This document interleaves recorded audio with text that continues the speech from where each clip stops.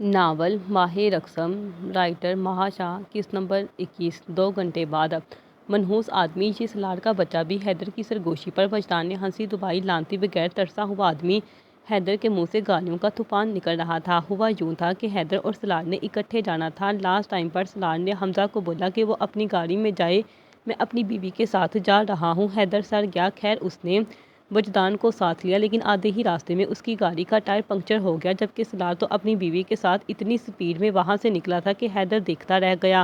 وہ کال کر رہا تھا لیکن وہ کال بھی نہیں اٹھا رہا تھا۔ تب ہی حیدر کا جی جلا ہوا تھا، دل کر رہا تھا سلار کا تھوبڑا سجا دے۔ وجدان ہنسی روکنے کے چکر میں سرخ تھا، اگر اکنان ساتھ ہوتا تو وہ لحاظ نہ کرتا، لیکن ابھی وہ اکیلا حیدر خروس کے ساتھ، دوسرا وہ پہلے ہی تپا ہوا تھا، اور اگر وہ ذرا بھی دانت نکالتا تو کوئی بعید نہیں تھا حیدر ٹائر کی جگہ اس کو فٹ کر دیتا۔ اس لیے شافت سے خاموش بیٹھا ہوا تھا، جبکہ اس کے اندر کا جن اس کو پنگے لینے پر اکسا رہا تھا۔ خبیث بغیر تو فون بھی نہیں اٹھا رہا۔ حمزہ کے منہ سے پھر گالی نکلی، لالا اتنی گالیاں دے رہے ہیں، زبان گندی ہو جائے گی، مت دو نا۔ وجدان کا منہ آخرکار کھل ہی گیا، تم اپنی یہ 6 فٹ کی زبان بند رکھو ورنہ اسی کو رول کر کے ٹائر والی جگہوں پر لگا دوں گا۔ حمزہ تب کر بولا، وہ منہ بنا گیا، میں بولوں گا پھر کیسے؟ پھر وہ منمنایا، چپ۔ حیدر نے اس کو ڈپٹا، تمہارے پاس فون ہے؟ حیدر نے وجدان سے پوچھا۔ وہ چپ رہا، موبائل ہے۔ وجدان پھر چپ رہا، سارے بول کیوں نہیں رہا؟ حیدر نے اسے جھنجھلا کر پوچھا۔ آپ نے ہی تو بولا چپ رہنا۔ فوراً سے دانت نکالتے بولا، ہاں ایسا تو شریف۔ حیدر کے طنز پر وہ ہنس گیا، میں تیمور کو کال کر لیتا ہوں۔ وجدان کی بات پر حیدر نے اس کو گھورا، 1.5 گھنٹے سے کھڑے تھے، اب کیوں بونکا؟ پہلے نہیں بتا سکتے تھے؟ وہ گھورتے بولا، اگر پہلے بتا دیتا تو آپ کی زبان سے اتنی گالیاں کیسے سنتا؟ وہ کہکا لگا کر بولا تو حیدر اس ناگن کو گھور کر رہ گیا، بہت ہی اعلیٰ قسم کا منحوس آدمی ہے تو بندہ ڈوب بھی رہا ہوگا نا تو پہلے سے ہی انجوائے کرے گا، اور وہ جب ڈوب جائے گا تب مدد کرے گا۔ حیدر نے افسوس سے کہا تو وہ ہنسا، ارے مدد نہیں کروں گا، غوطہ خور کو کال کر دوں گا، واللہ اتنی سردی میں پانی میں کیوں جاؤں؟ وہ بولا تو حیدر نے اس کو لعنت سے نوازا، کال کا یہ ٹھنڈی جگتیں بعد میں سنائیں۔ حیدر کی بات پر وہ ہنستے ہوئے تیمور کو کال ملا گیا۔ ارسل شاہ نے ان سب کو حفاظتی جگہ پر بند کر دیا تھا، کچھ ہی دیر میں وہ سب کو یہاں سے کراچی بھیجنے والا تھا جہاں پر موجود چیف نے ان کی سزا طے کرنی تھی۔ ارسل اپنے کمرے میں آیا، آنکھیں اپنی اصلی رونق میں واپس آ گئی تھی، بولنے کا انداز بھی بدل چکا تھا۔ وہ اپنی جگہ پر بیٹھا ہی تھا کہ اس کا فون بجا، ان نون نمبر سے کال آئی تو اس کا ماتھا ٹھنکا، ہیلو۔ فون اٹھاتے اس نے کان سے لگایا، کیسے ہو نکلی وشال؟ جیت کا جشن منا رہے ہوں گے یقیناً۔ دوسری طرف سے گونجتی آواز پر وہ مسکرائے، ظہیر نصیب آپ کا ہی تو انتظار تھا، کب سے راہوں میں بیٹھے ہیں، پلکیں بچھائیں، خدمت کا موقع تو دیں۔ ارسل شاہ کی باری آواز پر دوسری طرف سے کہکا بلند ہوا، دوں گا، ضرور دوں گا، بلکہ تم نے جو کیا ہے اس کے بدلے تو ہمیں تمہاری خدمت کرنی چاہیے نا۔ دوسری طرف سے شرشار آواز گونجی تو وہ ٹھٹکا، کیوں فون کیا ہے؟ وہ سنجیدہ ہوا، مسٹر تم نے ہماری آرگنائزیشن کو ختم کر دیا تو کیا ہوا؟ آرگنائزیشن کا مالک ابھی زندہ ہے، ہمارے ساتھیوں کو چھوڑ دو اور خود کو ہمارے سامنے پیش کر دو، ورنہ تمہاری جان سے زیادہ پیاری اور پھول سے زیادہ نازک بیوی کو ہم اپنے پیروں تلے کچل دیں گے جو اس وقت ہماری قید میں ہے۔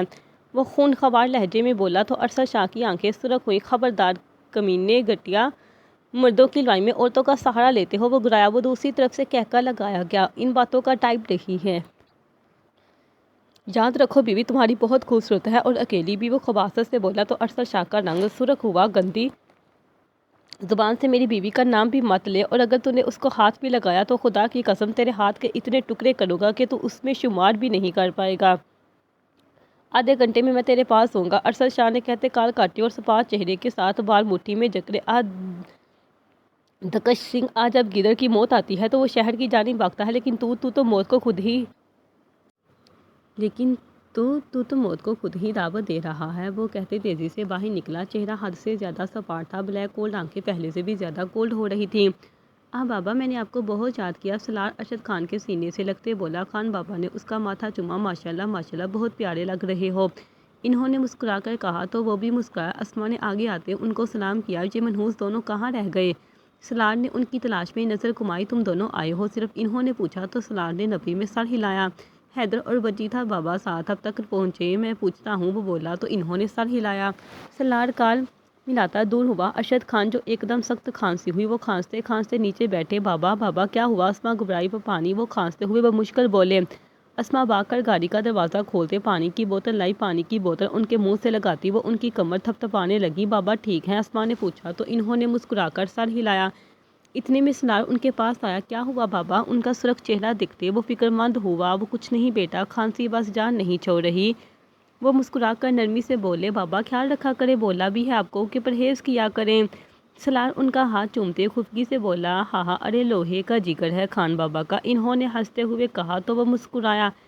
اسی ہی پل گاڑی ان کے قریب رکی، جبکہ دور کھڑے بلاج چودھری نے سائیڈ پر چھپتے گن پاکٹ سے نکالی اور ارشد خان پر باندھی آنکھیں بند کی۔ منہا کا معصوم چہرہ سامنے آیا۔ گاڑی کا دروازہ کھولا، بلاج نے سرسری نظر اترنے والی شخصیت پر ڈالی اور پھر وہ ساکت ہوا۔ آنکھیں جہاں تھی وہیں جم گئی۔ لیپرڈ اس کے منہ سے نکلا۔ مسز خان کے مطابق وہ مر چکا تھا، لیکن وہ تو یہاں زندہ سلامت آیا تھا۔ السلام علیکم میرے جان بابا۔ سائم نے ان کا ہاتھ تھامتے اس کی پشت پر لب رکھے اور اس کے سامنے سر جھکایا۔ انہوں نے محبت سے اس کے ماتھے پر لب رکھے اور اس کو سینے میں بھینچا۔ وجدان تو خوشی سے ان کے سینے سے چپک گیا اور اپنی لاتیں ان کی کمر کے گرد لپیٹ گیا۔ ارشد خان کا کہکا ہوا میں بلند ہوا۔ وجی نیچے اترا، اپنا ہاتھی جیسا وزن ڈال دیا بابا پر۔ سلار اس کو گھور کر بولا، ہاں ہاں، اس چوہے کو ہاتھی جیسا ہم نے ہی بنایا ہے بیٹا۔ ارشد خان ہنستے ہوئے اس کے گال چومتے بولا تو وجدان نے ان کے چٹاچٹ گال چومنے۔ حیدر ہنستا ہوا آگے آیا۔ ہاں بھی داماد جی، انہوں نے شرارت سے کہا تو وہ ہلکا سا مسکرایا۔ بابا چلیں، گھر سب انتظار کر رہے ہیں، سائم نے کہا تو انہوں نے سر ہلایا۔ وجی نے تیمور کو کال کی تھی لیکن اس نے کال نہیں اٹھائی تھی، میں نے تو اس نے سائم کو کال کر لی تھی، اس وجہ سے سائم آ گیا تھا۔ بابا ہمارے ساتھ جائیں گے؟ حیدر مسکرا کر بولا، نہ رہنے دے، راستے میں پھر گم ہو جائے گا۔ سلار نے ناک چڑھائی۔ اسما مسکرائی، اور تو لانتی تیرا اپنے بارے میں کیا خیال ہے؟ بیوی کو ساتھ لیے ایسے گاڑی چلا رہا تھا جیسے جہاز اڑا رہا ہو، اور اوپر سے فون بھی بند۔ حمزہ چیخا، اسما چینی۔ ارشد خان نے کہکا لگایا، بابا انہیں بحث کرنے دیں، آئیں ہم چلتے ہیں۔ سائم مسکرا کر بولا تو انہوں نے سر ہلایا، آ جاؤ اسما۔ سائم نے اسما کو بلایا تو وہ جھجک کر سلار کو دیکھنے لگی جو حمزہ کے ساتھ لڑنے میں مصروف تھا۔ اگلے ہی پل وہ ہنستی ہوئی سائم کی گاڑی میں بیٹھی۔ اس سے پہلے وہ گاڑی سٹارٹ کرتا، مزے سے ان کی لڑائی انجوائے کرتا۔ وجدان تیزی سے اندر بیٹھا، انسان بن جا، سائم اس کو گھورتے بولا تو وہ کہکا لگا گیا۔ سائم کی گاڑی کو جاتے دیکھ کر دونوں نے ناک چڑھائی، اس کو زیادہ جلدی ہے جانے کی، آؤ بابا آپ ہماری گاڑی میں۔ سلار نے کہتے ساتھ پیچھے مڑا لیکن وہاں کوئی نہیں تھا۔ آئیں جی بابا، اور اسما کہاں گئی؟ سلار نے الجھ کر حیدر سے پوچھا جو سینے پر ہاتھ باندھے اس کو گھور رہا تھا، جہاں اب میں جا رہا ہوں۔ حیدر دانت پیس کر کہتے اس کی گاڑی میں بیٹھا اور ڈرائیونگ سیٹ سنبھالی بغیر وہ گاڑی سٹارٹ کر گیا تو سلار چیخا اور تیزی سے دوسری سائڈ پر بیٹھا، اب تجھے میں بتاؤں گا جہاز اڑاتے کیسے ہیں۔ حمزہ حیدر کمینگی سے آنکھ بند کرتے بولا، کوئی بغیرتی نہ کری، چپ چاپ سیدھی چلی۔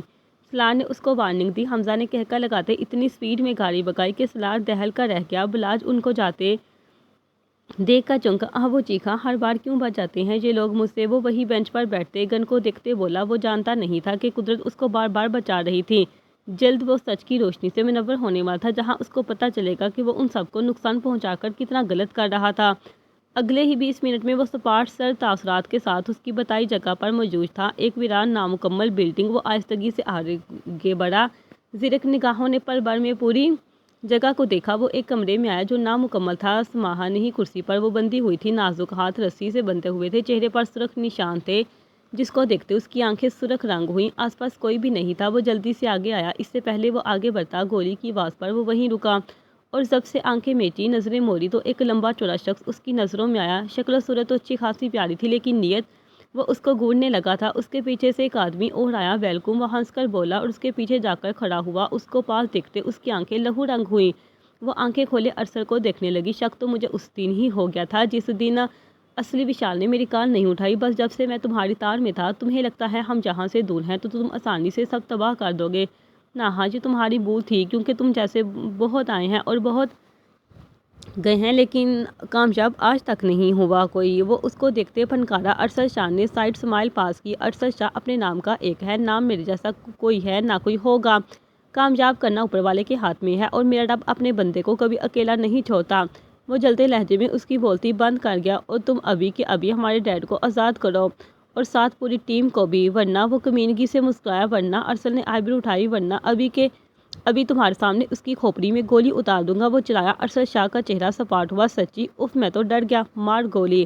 اگلے ہی پر وہ طنزیہ مسکراہٹ سے بولا، اس کو پکڑو، وہ چلایا۔ اس کا بندہ سامنے آیا لیکن ارشد شاہ کے ایک ہی مکے سے اپنے ہوش کھوتا زمین پر لڑکا، میں تمہاری بیوی کی جان لے لوں گا، جو بولا ہے وہ کرو۔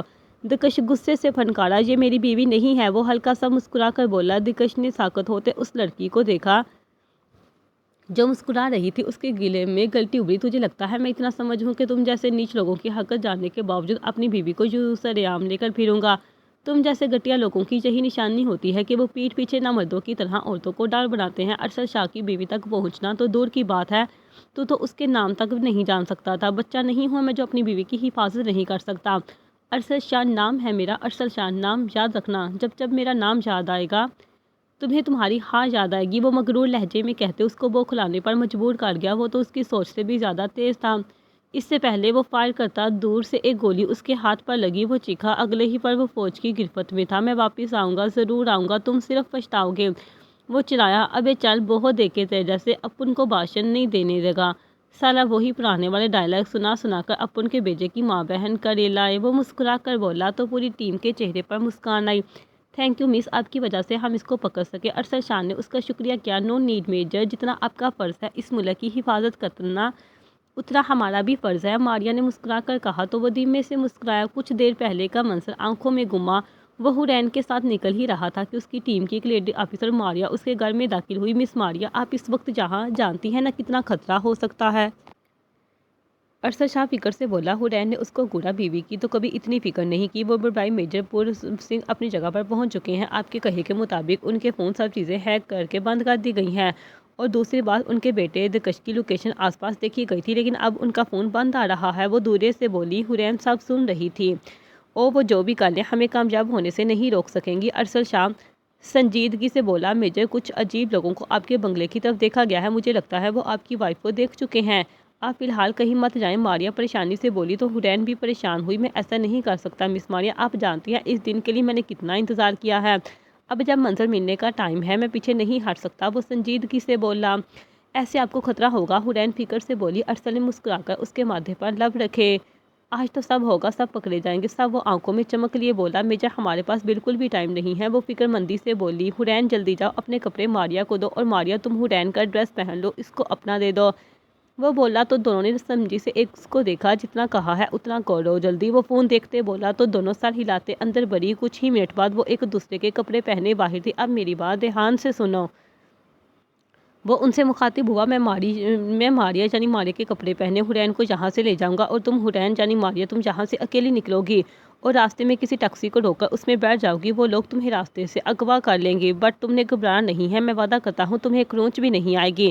اس طرح وہ شخص ہمارے جال میں الجھ جائے گا۔ ارسل کے کہنے پر اس نے سر ہلایا۔ میجر، مجھے آپ پر بھروسہ ہے، وہ مسکرا کر بولی تو وہ اس کے سر پر ہاتھ رکھ گیا۔ وہ پریشان ہوئی، میری وجہ سے آپ اس کی جان خطرے میں ڈال رہے ہو، وہ فکر مندی سے بولی۔ کچھ نہیں ہوگا، بے فکر رہو، وہ مسکرا کر بولا، اور یوں اس کی سمجھداری کام آ گئی تھی۔ ارشد خان کے گھر میں داخل ہوتے ہی سب اس کی طرف دوڑے، بچے بڑے سب ان کے آنے پر بہت خوش تھے۔ ارشد خان ان سب کے ساتھ خود کو صحت مند محسوس کر رہے تھے۔ سب لاؤنج میں بیٹھے ہنسی مذاق میں مصروف تھے۔ مورے، آج آری ماموں کی کال آ رہی ہے، منہا کی آواز پر مہک نے سر ہلاتے اس سے فون لیا۔ ٹپک تو نہیں رہا یہ یہاں پر؟ علیشا بولی تو سب مسکرائے۔ دفعہ دور، ایسے تو مت بول، اسما نے کہا تو وہ ہنس دی۔ ہیلو، کیسے ہو کزن سائیں؟ مہک نے مسکرا کر کال اٹھائی۔ واہ، ہاں ہاں آ جاؤ، مہک نے مسکرا کر کہا۔ سائیں بھی ٹھیک ہے، وہ مسکرا کر بات کر رہی تھی۔ چلو بھائی، رامی آ رہا گھر ہمارے، علیشا نے اونچی آواز میں کہتے اس کو چڑھایا۔ ہاں چڑیل، آ رہا ہوں دم درود کرنے تاکہ تو جیسی چڑیل کا سایہ ختم ہو اس حویلی سے۔ آگے بھی پھر اریان شاہ تھا۔ سب نے اس کی بات پر کہکے لگائے۔ بابا مجھے بتائیں نا، یہ الطان نے وجدان کو مخاطب کیا۔ وجدان اس کی جانب متوجہ ہوا۔ بول میرے سکون کے دشمن، وجدان کی بات پر سب مسکرائے۔ بابا، جس کو جو سنائی نہیں دیتا اس کو انگلش میں کیا کہتے ہیں؟ وہ آنکھیں ٹپ ٹپا کر بولا۔ بیٹا جو مرضی بول دو، اس کو کون سا سنائی دے گا؟ وجدان نے کہکا لگاتے اس کے چھوٹے سے دماغ میں کچرا بھرا۔ سب نے اس کو گھورا۔ بابا آپ کو انگلش سمجھ میں آتی ہے؟ اب کی کیان نے خنان سے پوچھا۔ اس کو کھانے پینے اور ڈکار مارنے کے علاوہ کچھ نہیں آتا، وجدان نے لکما دیا۔ ہاں بیٹا، مجھے انگلش سمجھ میں آتی ہے، لیکن اگر اردو میں بول لی جائے تب؟ اخنان کے جواب پر کہکوں کا طوفان اٹھا۔ یہ ہے پڑھے لکھے ان پڑھ، حیدر نے ہنستے ہوئے کہا۔ وجدان اور اخنان نے ناک چڑھائی۔ لالا مجھ سے کچھ سیکھو، فیوچر کا ڈاکٹر بننے جا رہا ہوں۔ تیمور نے غلط وقت پر غلط بات کر دی۔ ہاں، فیوچر کا ڈاکٹر جس کا پہلا آپریشن ہی ناکام ہوگا، پھر گھنٹہ روم میں کھڑا ہو کر سوری میں آپ کے بیٹے کو نہیں بچا پایا کی پریکٹس کرے گا، اور ان کے سامنے آتے ہی بولے گا آپ کے بیٹے کو بچہ ہوا ہے، لے پھر گھر والے شاک میں اور تیمور جیل میں۔ وجدان کیسا نقشہ کھینچنے پر جو کہہ کے گونجے فی امان۔ تیمور منہ کھولے اپنی عزت افزائی دیکھ رہا تھا۔ تو بازار کہاں سے لاتے ہو ایسی باتیں؟ ارشد خان ہنس ہنس کے دوہرے ہو رہے تھے۔ یہ وہی لڑکا ہے جس کا تو نے 5ویں جماعت میں استاد نے بولا تھا جیسا کرو گے ویسا بڑھو گے۔ اس عنوان پر کہانی سناؤ آگے سے۔ یہ تیمور بولا، ایک دن ہم ماموں کے گھر گئے، وہ سو رہے تھے، پھر ایک دن ہمارے گھر آئے تو ہم سو رہے تھے۔ اب کے کھنان نے بھی حصہ لیا۔ ہاں یا اللہ۔ اسما ہنستی ہوئی سروش پر لڑک گئی، باقی سب بھی پیٹ پکڑے ہنس رہے تھے۔ تیمور کا منہ اتنی تعریف پر بن گیا تھا، رحاد جا بھی ہنس ہنس کر منہ سرخ ہو گیا تھا۔ بابا بس کرو، نہیں ہنسا جا رہا۔ اور نیہا ہاتھ اٹھا کر بولی۔ سائم نے ہنستے ہوئے مہر کی طرف دیکھا جو کار بند کر رہی تھی۔ حد ہوتی ہے، بات بھی صحیح سے نہیں کرنے دی۔ وہ ناک چڑھا کر بولی تو سائم مسکرایا۔ میری حوری کب تک آ رہی ہے؟ ارشد خان اس سے ملنے کے لیے بے چین تھے۔ انشاءاللہ بابا، صبح آپ کے جاگنے سے پہلے آپ کی حوری یہاں ہوگی۔ سائم نے عقیدت سے ان کے ہاتھ چومے۔ بابا میں بھی۔ الدان آگے آیا اور سائم کی طرح ارشد خان کے ہاتھ کا بوسہ لیا۔ سب اس کی حرکت پر مسکرائے۔ دادا جان قربان اپنے الدان پر، میری وجی کا الدان، ارشد خان نے محبت سے کہتے اس کو سینے سے لگایا۔ ویسے تو ان سب کو بچے بہت عزیز تھے، لیکن الدان سے ان کو کچھ زیادہ ہی انسیت تھی، کیونکہ وہ ان کے شرارتی خان حویلی کی رونق کا بیٹا تھا۔ دوسرا، ان کو مہائم بہت عزیز تھا، کیونکہ وہ ان کے پہلے بیٹے کا پہلا وارث، پہلی اولاد تھا۔ سب ہنس کر مسکرا رہے تھے۔ آریان شاہ بھی کل اپنی بیوی اور بیٹی کے ساتھ آ رہا تھا، جبکہ حورین بھی اور دعا بھی کل آ رہی تھی، جن کا بے صبری سے انتظار فواد اور ارشد خان کو تھا۔ فی الحال رات بہت ہو گئی ہے، ہم اس کو اتنا دور اس ٹائم لے جانے کا رسک نہیں لے سکتے، اس کو ادھر ہی کڑی نگرانی میں رکھو۔ ارشد شاہ نے سنجیدگی سے آرڈر دیا۔ سب نے سر ہلایا۔ تم ہمیں زندہ چھوڑ کر پچھتاؤ گے، دلکش چیخا۔ ارسل اس کو اگنور کرتے آگے بڑھ گیا۔ صبح ہوتے ہی ان کی ٹیم نے ان کے گھر پر قبضہ کر لینا تھا۔ وہ ٹینا اور مسز فورب سنگھ کو سب بتانے کے لیے صبح خود ان کے پاس جانے کا فیصلہ کر چکا تھا۔ اس سے پہلے وہ کہیں اور جاتا، ایک آفیسر نے کرنل کے آنے کی اطلاع دی۔ وہ تیزی اس کی جانب آیا۔ السلام علیکم۔ ارشد شاہ نے ان کو سیلوٹ کرتے سلام کیا۔ انہوں نے مسکرا کر سلام کا جواب دیتے اس کو گلے سے لگایا۔ I am proud of your Major Asim Sikandar. You are a great officer. I am so happy for your hardly performance. Colonel صاحب مسکرا کر بولے تو ارشد شاہ کا سینہ فخر سے چوڑا ہوا۔ آپ نے اپنی جان خطرے میں ڈال کر صرف ان سب کا بانڈا پھوڑا ہے، بلکہ آپ نے ان کی پوری دنیا نیست و نابود کر دی ہے۔ وہ مسکرا کر بولے، سر، اس جسم دوڑتے ہوئے خون کی ایک ایک بوند اس وطن پر قربان ہے۔ اپنے بابا سے میں نے وعدہ کیا تھا کہ چاہے مجھے جان کا خطرہ ہی کیوں نہ آئے، میں کبھی اپنے ملک کی خدمت سے پیچھے نہیں ہٹوں گا۔ میں مرتے دم تک اس بات پر قائم اور دائم رہوں گا، انشاءاللہ۔ وہ مسکراتے ہوئے عزم سے بولا۔ تو وہ اس دل نوجوان کی بات پر مسکرائے۔ مجھے بہت خوشی ہوئی۔ وہ اس کو ایک بار پھر گلے سے لگا گئے۔ سر، فی الحال دلکش کو ادھر رکھا گیا ہے اور اس کا یہاں رہنا ہمیں کسی بھی مشکل میں ڈال سکتا ہے۔ سیکیورٹی بہت ٹائٹ ہونی چاہیے، نہ یہاں سے کوئی باہر جائے نہ کوئی باہر کا اندر آئے۔ اس کے ساتھی یقیناً اور بھی ہیں اور وہ اس کو چھڑوانے کی کوشش میں ہیں۔ ارسل شاہ کی بات پر انہوں نے سر ہلایا۔ You are right major, don't worry, ہمیں بہت ہائی سیکیورٹی کی ضرورت ہے۔ میں فورسز کو ادھر تعینات کر دوں گا، تم خیال رکھنا اپنا۔ انشاءاللہ جلد اپنے شہر میں ملاقات ہوگی۔ وہ مسکراتے ہوئے بولے تو ارسل شاہ نے ان کو سلیوٹ پیش کیا۔ وہ مسکراتے ہوئے وہاں سے چلے گئے۔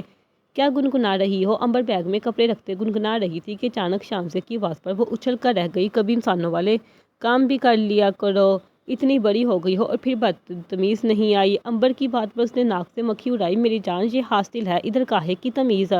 شامزے لاپرواہی سے بولی۔ تمیز کی بچی، چپ کر جاؤ، بندے کی پرائیویسی بھی ہوتی ہے کچھ۔ وہ تب کر بولی، ادھر پرائیویسی لفظ کو بھول جاؤ، یہاں کا ماحول بہت ٹف ہونے کے ساتھ اوپن بھی ہے، یہاں گرلز کو روم کے لاک لگانے کی اجازت بھی نہیں ہے۔ شامزے نے ہنستے ہوئے کہا، عجیب وہ ناک چڑھا گئی۔ خیر، صبح ہمارے لالا جان آ رہے ہیں، یہ ہفتے کی چھٹیاں وہیں گزارے گی۔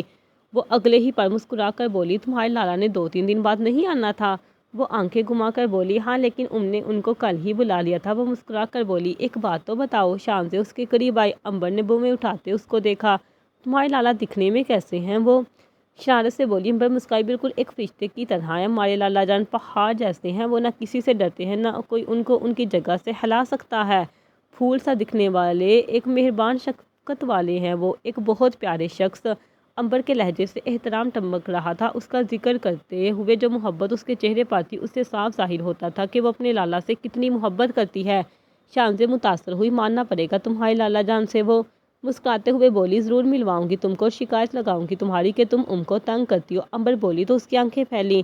تمہارے لالا میرا گلا دبا دیں گے۔ وہ ہنستے ہوئے بولی، نانا، میرے لالا ایسے نہیں ہیں، وہ بہت اچھے ہیں۔ وہ مسکرا کر بولی تو شامزے دل ہی دل میں اس سے ملنے کا سوچتے مسکرائے تھی۔ بلا جتنی تیزی سے ہو سکتا تھا ان کے پاس آیا۔ اتنی تیزی سے آ رہے ہو، کام کر دیا ہے کیا؟ مسز خان نے مسکرا کر پوچھا۔ تم جیسی جھوٹی عورت کے ساتھ مجھے کوئی کام نہیں کرنا۔ بلا چیخا لڑکی آواز نیچے۔ وہ سرد لہجے میں بولی کیوں رکھوں میں آواز نیچے؟ تم نے مجھ سے کہا کہ سائم خان مر گیا ہے، لیکن سائم خان زندہ ہے، تم نے جھوٹ بولا ہے مجھ سے۔ بلاج ایک ایک لفظ چبا کر بولا کیا سائم خان زندہ ہے؟ یہ کیسے ہو سکتا ہے؟ ان کو شاک لگا۔ ہاں سائم زندہ ہے، میں بھی حیران تھا کہ تم جیسی عورت اتنی جلدی اس کو کیسے مار سکتی تھی۔ وہ تو شکر ہے مجھے سائم نظر آ گیا، وہ طنزیہ لہجے میں بولا۔ تو انہوں نے کوئی جواب نہیں دیا، وہ تو خود حیران تھی۔ سکارپیو وہ چلائی اور نہیں، وہ مجھ سے جھوٹ بول کر چلا گیا، میں تمہیں نہیں چھوڑوں گی سکارپیو، وہ نفرت سے فنکاری۔ تم نے اپنا کام پورا کیا ہے اب کی۔ وہ بلاج کی جانب متوجہ ہوئی۔ تمہیں لگتا ہے ان سب کے ہوتے ہوئے میں ان کو نقصان پہنچا سکتا تھا؟ وہ الٹا ان سے سوال کر گیا۔ تم ایک کام بھی نہیں کر پائے، ہر بار تم ناکام ہو جاتے ہو۔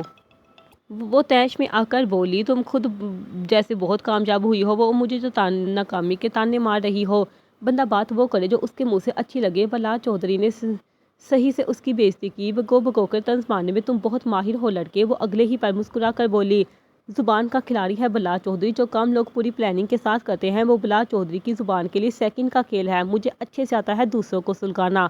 وہ ہنستے ہوئے بولا ہوں اگر میں یہ زبان ہی کاٹ دوں۔ وہ پر اسرار لہجے میں بولی۔ بلا چودھری چپ ہوا۔ زبان میری ہے تمہاری یا تمہارے باپ کی؟ جگی نہیں، نہ یہ کوئی گاجر مولی ہے جس کو تم کاٹو گی۔ بلاج طنزیہ بولا بہت گھمنڈ ہے تمہیں لڑکے، خود پر مت بولو، اس وقت تم میرے سامنے کھڑے ہو، چاہوں تو پل میں تمہیں ختم کر سکتی ہوں۔ وہ مڑ کر کہتے ایک دم واپس اپنا رخ بلاج کی طرف کرتے اس کے ماتھے کی طرف گن کا رخ کر گئی۔ بلاج مسکرایا۔ مسز خان نے حیرت سے اپنے پیٹ کی طرف دیکھا جہاں بلاج چودھری نے گن تانی ہوئی تھی۔ میں مانتا ہوں یہ جگہ تمہاری ہے، لیکن یہاں آیا میں اپنی مرضی سے ہوں۔ تم جیسے لوگوں کے ساتھ سارا بچپن چھپن چھپائی کھیلا ہے، اتنا کھیلنا تو ہمیں بھی آتا ہے۔ وہ گن کا دباؤ بڑھاتا بولا۔ وہ سچ میں متاثر ہوئی، اس پر سے بندوق ہٹاتے وہ ہنسی۔ میری ہی دی گئی بندوق کو مجھ پر تان رہے ہو؟ وہ اس کی آنکھوں میں دیکھتے بولی۔ بلاج مسکرایا، 2 قدم آگے آیا۔ بندوق کے پاس آنکھیں نہیں ہوتی، یہ تو وہ تاج ہے جس کے پاس آ جائے وہ خود کو شہنشاہ طاقتور سمجھنے لگتا ہے۔ اس کا کام صرف دوسروں کو موت کے گھاٹ اتارنا ہے۔ جس طرح اب یہ میرے ہاتھ میں ہے اور میں شہنشاہ ہوں، یہ حکم مانے گی تو صرف میرا، ادھر ٹریگر دبا ادھر سانسیں ختم۔ وہ کہکا لگاتے بولا۔ وہ اس کو غور سے دیکھتے اپنی جگہ پر بیٹھی۔ میری رقم؟ بلاج نے اس سے کہا۔ رقم کام کی ہوتی ہے، جب تم نے کام ہی نہیں کیا تو کیسی رقم؟ کہاں کی رقم؟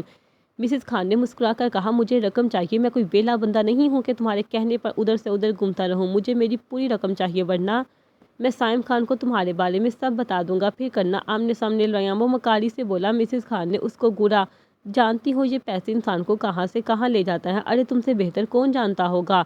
جب تم پیسے کے لیے اپنے باپ کو قتل کر سکتی ہو تو میں بھی تمہیں کر سکتا ہوں، کیونکہ نہ تو تم میری ماں ہو نہ میرا باپ۔ بلاج نفرت سے بولا۔ وہ دک سے رہ گئی۔ باپ والی بات اس کو کیسے پتہ چلی؟ وہ الجھی۔ پیسے؟ وہ چلایا۔ مسز خان نے چپ چاپ ایک باری رقم والا چیک اس کی جانب بڑھایا۔ شکریہ مسز خان، وہ چمکتی آنکھوں سے بولا۔ اور ہاں، وہاں سے جانے کے لیے مڑا۔ مسز خان نے فون اٹھایا۔ انہوں نے کسی کو مجھ پر حملہ کرنے کے لیے مت بولنا، ورنہ 2 سیکنڈ لگیں گے بانڈا پھوڑنے میں۔ وہ ہنس کر بولا تو وہ بل کھا کر رہ گئی۔ چھوٹے لڑکے، تم نے غلط جگہ پنگا لیا، اب میں تمہیں بتاؤں گی مجھ سے الجھنے کا نتیجہ کیا ہوتا ہے۔ وہ دانت کچکچا کر کہتے سیٹ سے ٹیک لگا گئے۔ سب ناشتے کی ٹیبل پر جمع تھے۔ تیمور خان انگڑائی لیتا ہوا باہر آیا۔ میرا بابا، میرا بابا، وہ مسکرا کر بولتے سیٹ پر برجمان ہوا۔ ابے ناممکن ڈاکٹر، تو دفع نہیں ہوا؟ وجدان نے بریڈ اٹھاتے اس کو پکارا۔ خنان نے کہکا لگایا، اللہ لالا، ناممکن تو نہ بولے، 1 ہفتے کی لیوز ہیں۔ تیمور نے منہ بنا کر کہا۔ خان بابا نے مسکرا کر اس کا شانہ تھپتھپایا۔ کچھ آیا بھی ہے تجھے یا وہی نالائق کا نالائق ہے وجدان کی طرح؟ اب کی خنان نے کہا تو وجدان نے اس کو گھورا۔ تیمور ہنسا۔ تیمور بھائی بہت لائق تھا بیٹا، ٹیچر گالوں پر تھپڑ مار کر پڑھاتی تھی۔ وجدان کی بات پر سب نے کہکے لگائے۔ حرامی سالہ، فواد ہنستے ہوئے بولا۔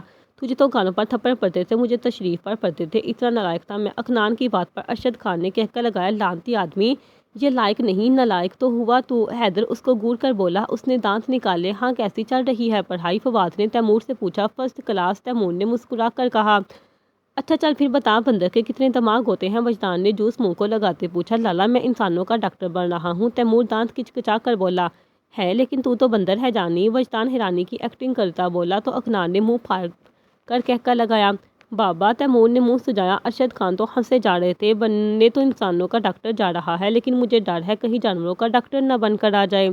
وجدان نے پھر پھلجھڑی چھوڑ دی۔ ہاں تو اچھی بات ہے نا، پھر تمہارا علاج تیمور ہی کر دیا کرے گا، حیدر نے آنکھ مارتے کہا۔ تو تیمور نے ہنستے ہوئے اس کو بکٹری کا نشان دکھایا۔ ہاں وجی تیرے کو جانور بول دیا انڈائریکٹ۔ اکنان ہنستے ہوئے بولا ابے پاگل جانور نہیں جانو بولا ہے جانو وجدان اور پانی بیستی کو چپ کر کے سیر لے ناممکن۔ پانی پیتے فواد کے منہ سے پانی باہر آیا۔ ابے کتنا تیز دماغ ہے اس کا، وہ بیچارہ سوچ کر رہ گیا۔ اچھا بچو چپ کرو کھانا کھاؤ، یہ سائم اور سلاد کدھر ہے؟ ارشد خان نے سنجیدہ ہوتے پوچھا۔ بابا وہ اپنی بیگانوں کے ساتھ آئیں گے، اکنان بولا تو سب نے اس کو ناسمجھی سے دیکھا۔ بیگانوں؟ حیدر نے الجھ کر پوچھا۔ ہاں نا جو شوہروں کی ہوتی ہیں وہی۔ اکنان لاپرواہی سے بولا۔ ابے سالے بیگموں ہوتا ہے بیگانوں نہیں۔ رحاد بھی بلا کر بولا تو اکنان کی بتیسی باہر آئی، ایک تو اس کی لانتی اردو بالکل اس شکل کی طرح۔ وجدان کی بات پر سب مسکرائے۔ السلام علیکم سائم نے خان کی باری آواز گونجی۔ وعلیکم السلام، سب نے مل کر سلام کا جواب دیا۔ آجائے ناشتہ نوش فرمائے، اکنان مسکرا کر بولا تو سائم نے حیرت سے اس کو دیکھا، باقی سب نے افسوس سے اس کو دیکھا۔ کیا ہوا، کچھ غلط بول دیا کیا؟ وہ سب کی نظریں خود پر محسوس کرتے آئی برو چکاتے بولا۔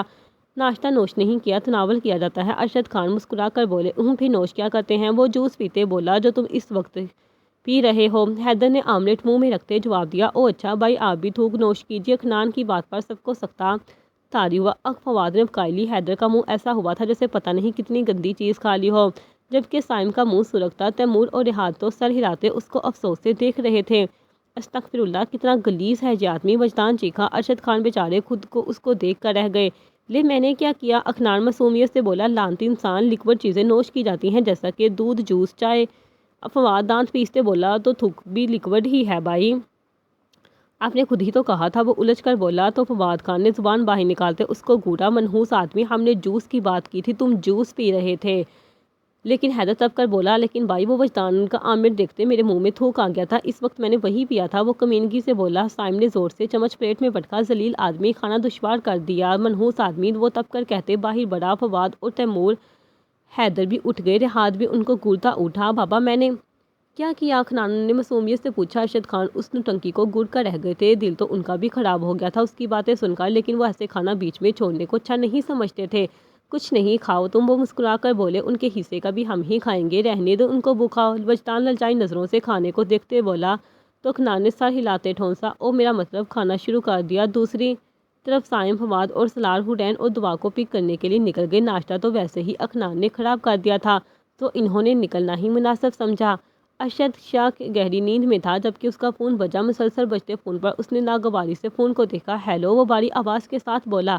ڈیم اٹ، وہ چلایا، میں نے کہا تھا فل سیکیورٹی ہونی چاہیے۔ تم لوگ کیا بنگ پی کر سوئے ہوئے تھے کہ راتوں رات اس کے ساتھیوں نے حملہ کر کے پوری پیلس پر قبضہ کر لیا اور آرمی کے نوجوانوں کو بندی بنا لیا؟ وہ دارا دوسری طرف سے کچھ کہا گیا جس کو سنتے ان کے ماتھے پر بل گہرے ہوئے۔ بزدل، وہ غصے سے بولا۔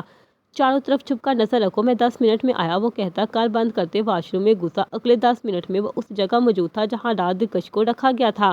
یہ پورا علاقہ ریتلا تھا، اس جگہ چار دیواری کر کے ایک کمرہ سا بنا رکھا تھا، لوہے کا بڑا گیٹ تھا اور اس کمرے نما چار دیواری میں 3 کمرے تھے۔ ارسل شاہ نے چپکے سے درخت کی اوٹ میں ہوتے کال ملائی۔ کیا سچویشن ہے؟ اس نے نظریں چار طرف دراتے پوچھا۔ سر اندر کم سے کم 20 لوگ ہیں، سب کے سب اسلحے سے بھرے ہوئے ہیں۔ ابھی کچھ منٹ پہلے ایک جیپ یہاں لائی گئی جس میں دلکش سنگر سوار ہو کر یہاں سے بھاگ جائے گا۔ ہم لوگ گیٹ سے انٹر نہیں ہو سکتے، اس طرح سیفٹی 99% ہائی ہے، وہ شخص بولا تو ارسل شاہ نے لب بینچے۔ ہمارے ساتھی کدھر ہیں؟ وہ بولا۔ سر وہ لاسٹ والے روم میں قید ہیں، دلکش کے نکلتے ہی ایک دوسری گاڑی وہاں آئے گی اور سب آفیسرز کو لے جائے گی جس کا استعمال وہ اپنے ساتھیوں کو چھڑوانے میں کریں گے۔ اس شخص کی بات سنتے ارسل نے سر ہلایا۔ میرے آرڈر کا انتظار کرنا، وہ سنجیدگی سے بولا۔ دلکش سنگھ، اتنی آسانی سے میں تمہیں یہاں سے جانے نہیں دوں گا، میری محنت کو میں یوں ضائع نہیں ہونے دوں گا، وہ بڑبڑایا۔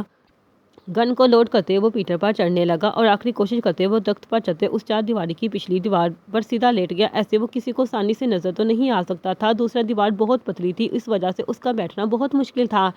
ارسل شاہ نے منہ اوپر کرتے وہاں کھڑے لوگوں کو دیکھا۔ 5 لوگ گروپ کی شکل میں گیٹ کی طرف کھڑے تھے، ان سے تھوڑی دوری پر 3 لوگ اور کھڑے تھے، 4 لوگ باہر گیٹ پر کھڑے تھے۔ ضریاب تم خاموشی سے باہر کھڑے لوگوں کو مار دو، ارسل شاہ نے آرڈر دیا۔ اوکے سر، اس کے کان میں آواز ابھری۔ ارسل نے گن کو سیٹ کرتے ایک آدمی کے سر پر نشان نہ باندھا، سلنسر ہونے کی وجہ سے آواز نہیں گونجی۔ بنا دیری کیے ارسل نے ان تینوں کو موت کے گھاٹ اتارا، سکا سانس لیتے ان 5 میں سے ایک پر نشان نہ باندھا، وہ شخص لہرا کر نیچے گرا۔ ان چاروں میں ہلچل مچی، وہ ادھر بدر حواس ہو کر دیکھنے لگے۔ ایک شخص اندر کی طرف بھاگنے لگا تاکہ اندر موجود شخص کو اطلاع دے سکے، لیکن ارسل شاہ نے تیزی سے اس کی کھوپڑی میں فائر کیا۔ تیسرے شخص کو موت کے گھاٹ اتارتے وہ سیدھا ہوا تو اس پر ان میں سے ایک آدمی کی نظر اس پر پڑی۔ اس نے اندھا دھند اس کی طرف فائر کرنا شروع کر دی۔ مائی فوٹ! ارسل نے ہونٹ بھینچے۔ فائرنگ کی آواز گونجتے ہی سب تیزی سے باہر آئے۔ ارسل شاہ نیچے ہوتے فائر کر رہا تھا۔ دو آدمیوں کو اور ڈیر کرتے اس نے دکش کو جیپ میں بیٹھتے دیکھا۔ ہری اب گیٹ کو باہر سے ابھی طرح کور کر دو، راستے میں لوہے کے کانٹے بچھا دو، یہ جیپ اس علاقے سے باہر نہیں جانی چاہیے۔ ارسل چیخا۔ سب آفیسر تیزی سے حرکت میں آئے۔ آپ سب اندر چھلانگ لگا دو، ارسل نے دوسروں کو آرڈر دیتے اللہ اکبر کہتے نیچے چھلانگ لگائی۔ دکش نے گھبرا کر اس کو دیکھا۔ باقی سب اس پر اندھا دھند فائر کرنے لگے۔ وہ جلدی سے دیوار کی اوٹ میں ہوتے فائرنگ کا جواب دیتے تیزی سے ان کو ختم کر رہا تھا۔ جلدی چلو، دکش چلایا اور آفیسر بھی اندر چھلانگ لگا کر اب فائرنگ کر رہے تھے۔ وہی ہوا جس کا ڈر تھا۔ دکش نے گیٹ پر بم پھینک کر گیٹ اکھاڑ دیا تھا۔ باہر کھڑے آفیسرز بھی شدید زخمی ہوئے۔ ارسل شاہ تیزی سے ان کے پیچھے بھاگا۔ کچھ آفیسر اپنے ساتھیوں کو آزاد کرنے کے لیے دوسری سمت دوڑے۔ دکش بار بار مڑ کر خود کے پیچھے آتے ارسل کو دیکھ رہا تھا۔ وہ خوش تھا کہ وہ یہاں سے بھاگ جائے گا، لیکن ارسل کے بچھائے گئے ان لوہوں کے نوکیلے ہتھیار نے اپنا کام کر دیا۔ وہ جیپ کے چاروں ٹائر میں گھستے اس کو نکاڑا کر گئے۔ دکش غصے سے بھڑک کر رہ گیا۔ اس نے جیپ سے گن نکالی۔ اتنے میں ارسل شاہ اس کے قریب پہنچا۔ اس سے پہلے وہ فائر کرتا، ارسل شاہ نے اس کی کھپٹی پر بندوق کا پچھلا حصہ مارتے اس کو بے ہوش کیا اور سکا سانس لیا۔ جیپ ڈرائیور کرتے شخص کو بھی حراست میں لے لیا گیا۔ اس کو اٹھاؤ اور فوراً یہاں سے نکلنے کا انتظام کرو، اب اس کو یہاں رکھنا خطرے سے خالی نہیں۔ ارسل نے سنجیدگی سے آرڈر دیا۔ سب آفیسر تیزی سے حرکت میں آئے تھے۔ لاشوں کا ڈھیر ایک طرف کر دیا گیا تھا۔ وہ ملک کے غدار تھے، ان کی لاشوں کو چیل کنووں کے لیے چھوڑ دیا گیا تھا۔ پاک آرمی کے 2 نوجوان شہید ہوئے تھے اور 6 شدید زخمی تھے۔ ارسل شاہ نے تیزی سے ان کو ہاسپتال لے جانے کا کہا۔ وہ شہید نوجوان کو مل کر سب آفیسرز نے سیلوٹ کیا۔ ان کے جسموں کو قدت سے اٹھایا گیا۔ گاڑی میں بیٹھتے ارسل شاہ نے تھکن سے آنکھیں موندی۔ وہ 1000 بار بھی رب کا شکر کرتا تو کم تھا۔ اگر وہ ذرا سی دیر کرتا اور ہوشیاری سے کام نہ لیتا تو دشمن جیت جاتا۔ سونی سونی لگتی ہیں یہ وادیاں، کہہ رہی ہیں حسن کی شہزادیاں، مر ہی جائیں گی صنم غم فرقت میں ہم، تم چلے آؤ پہاڑوں کی قسم، تم چلے آؤ پہاڑوں کی قسم۔ گاڑی میں چلتے گانے کو وہ خود بھی ساتھ ساتھ گنگنا رہا تھا۔ بلاشبہ اس کی آواز بہت پیاری تھی۔ تھوڑا تیز چلو، ایسے تو بہت دیر ہو جائے گی۔ وہ گاڑی کو آرام آرام سے چلتے دیکھ کر آنکھیں کھول کر بولا، خان صاحب ٹریفک بہت زیادہ ہے۔ گاڑی چلاتا نوجوان بولا، ایک تو ان شہریوں کا یہی مسئلہ ہوتا ہے۔ وہ افسوس سے بولا۔ تب ہی اس کا فون رنگ ہوا۔ اس سکرین پر جگمگاتے گلے نام کو دیکھتے مسکرا کر فون اٹھایا۔ السلام علیکم، کیسی ہے میری گلے؟ وہ محبت سے بولا، میں بس کچھ ہی دیر میں پہنچ رہا ہوں۔ وہ باہر دیکھتے مسکراتے ہوئے بولا، ہاں چلو، اللہ حافظ۔ وہ کہتے کال کاٹ گیا۔ ایک جھٹکے سے گاڑی رکی۔ مارا کیا کرتے ہو؟ وہ چڑھ کر بولا، خان صاحب گاڑی خود سے بند گئی ہے۔ وہ لڑکا بولتے نیچے اترا۔ کچھ ہی منٹ بعد اس کی واپس ہوئی۔ صاحب جی انجن میں تو خرابی ہے۔ وہ سر کھجاتے بولا۔ ارک خان نے گہری سانس لی، تم مکینک کو بلاؤ، میں تب تک سامنے ہوٹل میں ہوں۔ وہ کہتے گاڑی سے باہر نکلا۔ کندھوں پر رکھی چادر کو جھٹکے سے صحیح کرتے وہ ہوٹل کی جانب بڑھا۔ لوگوں نے مڑ کر اس شاندار شخص کو دیکھا۔ پاس سے گزرتی لڑکیوں نے اس کے غضب پرسنالٹی کو گھورا، لیکن وہ ان کو ایسے اگنور کر گیا جیسے وہ وہاں موجود ہی نہیں تھا۔ دعا اور حرین نے ان کی تلاش میں نظریں گھمائیں، لیکن وہ کہیں نظر نہیں آیا۔ خواہ اپنے یہاں گاڑی رکھوا لے، ڈائریکٹ گھر پہنچ جاتے۔ دعا نے تھکن سے کہا، ہم لالا لوگ کہہ رہے تھے ہم آ جائیں گے لینے، میں نے اس لیے کہا تھا۔ حرین نے صفائی دی۔ دعا نے جمائی لی، آپ کے لالا لوگ ابھی گاڑی کو ریڈی کر رہے ہوں گے۔ وہ مسکرا کر بولی، دعا ایک بار پوچھوں؟ حرین نے اس کو دیکھتے پوچھا۔ جی لالی۔ دعا نے اس کی طرف منہ کیا۔ تمہیں ارسل کے بارے میں کیسے پتا تھا؟ میں جب بھی تم سے کہا کہ وہ ارسل ہے تم نے جھوٹ بولا۔ حرین الجھ کر بولی، مجھے بھی نہیں پتا تھا وہ ارسل با ہیں، وہ تو بس اس دن اچانک وہ مجھ سے ٹکرا گئے اور جو ان کی آنکھوں کا لینس تھا وہ جلدی میں لگا رہے تھے وہ گر گیا تھا، بس پھر کیا تھا میتھیو میرے ہاتھ میں ارسل بھائی کا مان تھا۔ دعا ہنستے ہوئے بولی، مجھے تم نے بتانا بھی ضروری نہیں سمجھا۔ وہ ناراض ہوئی، مجھے ارسل بھائی نے سختی سے منع کیا تھا، وہ کہہ رہے تھے ایسے سب کی جان کو خطرہ ہو سکتا ہے، لیکن پھر ان سے آپ کی حالت دیکھی نہیں گئی۔ آگے جو ہوا سب آپ کے سامنے ہے، اس لیے تو میں بے فکر ہو کر بیٹھی ہوتی تھی، مجھے معلوم تھا ارسل بھائی کے ساتھ ہیں۔ وہ مسکرا کر بولی تو حرین نے اس کو گھورا، ہوری لالی ہم شاہ ہیں، اذان کے بعد ہمارے کان میں فا پھونکی جاتی ہے اور وفائیں ایسے ہی نہیں مل جاتی وراثت میں، اس کے لیے شاہ خاندان میں پیدا ہونا پڑتا ہے۔ ہم شاہ لوگ ہرگز بے وفا نہیں ہو سکتے، ہمیں جس کھونٹے کے ساتھ باندھ دیا جاتا ہے تا عمر اس کے ساتھ ہی گزارنا ہوتا ہے، چاہے وہ اچھا ہو برا ہو۔ آپ نے ارسل بھائی کے لیے بہت غلط بولا تھا، وہ بہت ہرٹ ہوئے تھے، یہ کہنا میرا حق تو نہیں، لیکن میں کہوں گی ایک بیوی کو اپنے شوہر پر اتنا بھروسہ ہونا چاہیے جتنا خود پر ہوتا ہے۔ ارسل بھائی ایک ہیرا ہے حوری آپی، آپ یہ مت سمجھنا میں ان کی سٹائل لے رہی ہوں، لیکن وہ میرے بھائی ہیں۔ نہیں، میں صرف جو سچ ہے وہ بتا رہی ہوں۔ حرین کی اتنی لمبی تقریر پر شرمندہ ہوتی دل سے مسکرائی، میں واقعی بہت شرمندہ تھی دعا، لیکن میں تمہارے بھائی سے پہلے ہی معافی مانگ چکی ہوں، کیونکہ جب غلطی ہو تو معافی مانگنے میں دیر نہیں کرنی چاہیے، کیونکہ رشتے وہ نازک ڈور ہوتے ہیں جو بآسانی ٹوٹ جاتے ہیں۔ حورین کی بات پر دعا جو واقعی خوش ہوئی، نائس نا، مجھے بتایا کیوں نہیں؟ وہ منہ پھلا کر بولی تاکہ تمہیں سرپرائز دے سکوں۔ حورین شرارت سے بولی تو اس نے کہکا لگایا، دونوں مسکراتے ہوئے ایک دوسرے کے گلے لگی۔ میں آ گیا لالی مین آ گیا، اتنے میں وجدان کی آواز گونجی تو حورین مسکرائی جبکہ دعا نے سکھ کا سانس لیا۔ حورین مسکراتے ہوئے وجدان کے گلے لگی، وجدان نے تھوڑا سا سر جھکایا، حورین نے محبت سے اس کے ماتھے پر لب رکھے، وجدان دعا کے سر پر ہاتھ رکھ گیا۔ بجائی ویسے تو سر پر ہاتھ رکھنا میرا بنتا ہے کیونکہ میں آپ سے بڑا ہوں، لیکن رشتے میں آپ بڑی ہیں تو بڑی بوڑھیوں کی طرح میرا ماتھا چوم کر مجھے شادی کی دعا دے۔ وہ آنکھیں گھماتا شرارت سے بولا تو حورین ہنسی، دعا بھی مسکرائی۔ وجدان نے سر جھکایا، دعا نے اس کے ماتھے پر لب رکھے۔ اللہ تمہیں ہمیشہ خوش رکھے الینا کے ساتھ، دعا کہہ کر ہنسی۔ دور سے آتے فواز یہ دیکھ کر بل کھایا، یہ منحوس یہاں بھی پہنچ گئے۔ سلار اکنان کو اترتے دیکھ کر کہا، فاسٹ ہے، ہم سے بھی پہلے پہنچ گئے۔ سائم نے کہتے ہنسی چھپائی، یار پھر بجائی اسٹیل کے ساتھ میں کیسے خوش رہ سکتا ہوں؟ وجدان منہ بنا کر بولا، بتاؤں گی لیشے کو، حورین نے کہا تو وہ مصنوعی ڈرا۔ دعا نے کہکا لگایا، ہاں پانڈے کیسی ہو؟ اکنان نے اس کا گال کھینچا۔ فواد بلبلایا، ٹھیک، تم سناؤ موٹے ہاتھی؟ دعا نے اس کا ہاتھ پرے کرتے کہا، موٹا ہوگا تیرا گھر والا۔ اکنان نے ناک چڑھائی، فواد کا چہرہ سرخ ہوا۔ دعا نے اس کو آنکھیں دکھائیں، السلام علیکم۔ سائم نے باری آواز میں سلام کیا، دعا اور حورین نے مسکرا کر سلام کیا۔ سائم نے حورین کو مخصوص انداز میں گھماتے سینے سے لگایا جبکہ دعا کے سر پر ہاتھ رکھا۔ وہ دونوں کھسکنے کی سوچنے لگی، لیکن سلار نے پیچھے سے دونوں کو گدی سے پکڑی۔ مردو پتہ نہیں سکتے تھے، سلار دبا دبا کرایا، جہاں رونے کا سین شروع ہونے والا ہے اس لیے آئے ہیں لالا۔ وہ خباثت سے مسکرا کر آہستگی سے بولا۔ سلار نے نہ سمجھی سے ان دونوں کو دیکھا، پھر سائم کے ساتھ بات کرتی ان دونوں کو کیا مطلب ہے؟ سلار نے دانت پیستے گرفت مضبوط کرتے پوچھا۔ دعا اور فادی بائی ملاپ کا رونا۔ اکنان دانت نکالتے بولا، استغفراللہ، لا حول ولا قوت۔ سلار سرخ چہرے کے ساتھ بولا ہے؟ اکنان نے الجھ کر اس کو دیکھا، لعنت تیرے منہ پر، پھٹے منہ، اردو کا تو ستیہ ناش کرتا ہے، دماغ بھی کر دیتا ہے بغیر کبھی سوچ سمجھ کے نہ بولنی۔ سلار صحیح تپا، ابھی میں نے کیا کیا ہے؟ اکنان واقعی سمجھ نہیں پایا۔ کچھ نہیں لالا، ملاپ لفظ کو غلط لے گئے، وجدان نے مزے کے کہکے لگایا۔ اکنان نے مانی کھیزی سے سلار کو دیکھتے اس کے پیٹ میں گدگدی کی، لعنت لعنت لعنت، سلار چیخا، ان دونوں کا کہکا گونجا، باقی سب نے نہ سمجھی سے اس کا سرخ چہرہ دیکھا، فضول انسان۔ سلار بڑبڑایا، السلام علیکم، بھاری آواز پر۔ دعا کے مسکراتے لب ساکت ہوئے، جھکی نظریں کپ کپائیں، آواز سن کر یہ حال تھا وہ اس شخص کا چہرہ کیسے دیکھتی؟ کیسی ہو حورین خان؟ آواز کو اپنے قریب تر محسوس کرتے وہ آنکھیں بند کر گئی، اپنی ٹھوڑی پر اس کی انگلی کا لمس محسوس کرتے وہ خواب سے جاگی، لرزتی آنکھیں کھول کر اس کا چہرہ دیکھا، پہلے سے کمزور، ہلکی ہلکی سی داڑھی، مونچھوں کی بجائے اچھی خاصی بڑی ہوئی داڑھی مونچھیں، چہرے پر کچھ چوٹوں کے پرانے نشان، سوجی ہوئی گرے آنکھیں۔ یہ اس کا خان تو نہیں تھا، وہ تو شہزادوں کی سی شان رکھتا تھا۔ وہ یکٹک اس کو دیکھے جا رہی تھی جو نم آنکھوں سے اس کو دیکھ رہا تھا۔ لالا یہ تو انڈین ڈرامے کی طرح آدھا گھنٹہ ایک دوسرے کو دیکھنے میں ہی گزار دیں گے۔ وجدان کی سرگوشی پر سائم نے اس کو گھورتے منہ پھیرا، سلار پہلے ہی منہ پھیر چکا تھا۔ حورین بھی مسکراتے ہوئے سر پھیر گئی، واحد وہ ڈیٹھ بے شرم تھے جو ان پر آنکھیں جمائے بیٹھے تھے، اللہ جانے ان کی یہ پھاپا کٹنیوں والی عادتیں کب ختم ہونی تھیں۔